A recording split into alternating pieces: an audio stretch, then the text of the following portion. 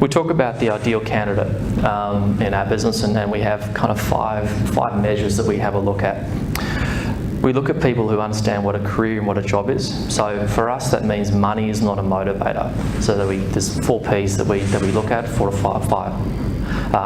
The first one is if money is a motivator for someone, it typically means they're focused on the job first rather than the career. And you see that in the mining boom a lot. And there's a lot of people that basically, in my opinion, have mucked up their careers because they chased the bucks. And they're now sitting and have been employed for the last 4, 6, 9 months, and they're struggling to find work.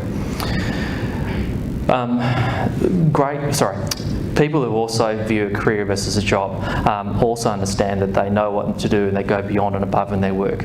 They're pragmatic, what we call pragmatic perfectionists, so not to the point where they do it where it's got to be 100%, but they'll get it where it's 90% and they're pretty good at making sure that they've got the right outcomes and results.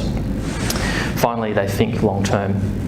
The other thing we look at, and it's one of the great reasons about why you're here today and why you remember a PMI, is the fact that they're life learners. So we love and we look at people, and employers value those that invest in their career, which means they're constantly sharpening their skills. So they're attending conferences, they're going to events, they're maintaining their certifications and those sorts of things. I always find it amusing as an example where people still have on their CV their Novell Network certification or Windows 95 or whatever the case may be. So past it, but keep up with your lifelong learning skills. The other thing we talk about is people who are goal orientated, and particularly being project managers. They know about making sure that they finish and they do a great job. So people that set themselves good goals and objectives are absolutely imperative, and they're the ones that certainly when interviewing both by recruiters and by hiring managers are highly sought after. The other thing that we look for is what we call an SME, or subject matter expert, and a Rolodex. Some of the younger people over there, do you know what a Rolodex is? No? Okay. So a bit more of the older fashion. So basically, you're that go-to person. Pick up the phone. These days, of course, it's the contacts. I'll call so-and-so because he or she will know someone, or they're the expert, or viewed as being the expert in that space. That's where you want to be. You want to be that go-to person. Your tribe, as it were, or peers are similar A players in that space.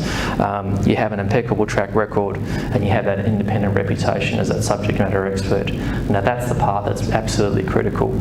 So those people don't jump on the shoulders of other people and claim that success. They're independent and they're known in their own right as being bloody good at what they do.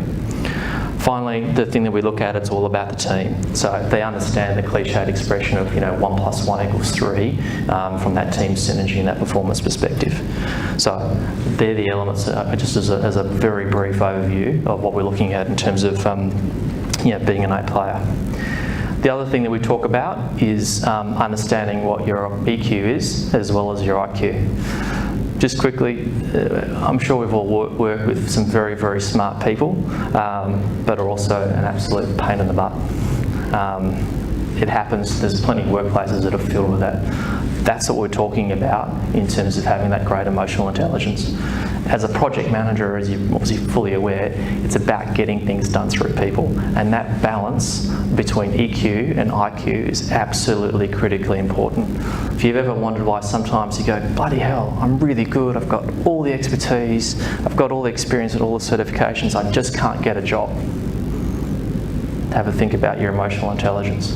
Because you may have a thing where people say, guy's really good, but excuse the French, he's a dickhead. Something to consider. EQ is an important one. So the other things that we talk about is some of the remedies to fix it up is, think about when the last time was you actually gave someone a compliment and said, great job, thanks very much for doing that, really appreciate that, etc.